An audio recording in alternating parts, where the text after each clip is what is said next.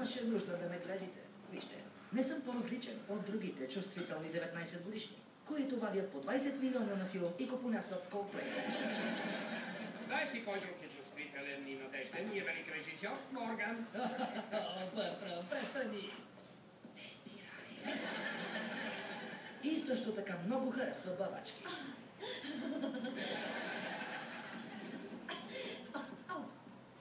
Леле, като раздрязан грейпът. Джордан, извини ме, но наистина трябва да се обадя. Ей, снимавай! Стой! О, хей! Да не гледаш филма ми. Въртележка на ужаса. Разбрах, че като актьор предаваш фините нюанси, а единственото, което правиш във филма е да крещиш: ей, буклук, внимавай! И стой! Да, във филма се опитах да придам настой много пластове, като заповедно стой! И състрадателно стой!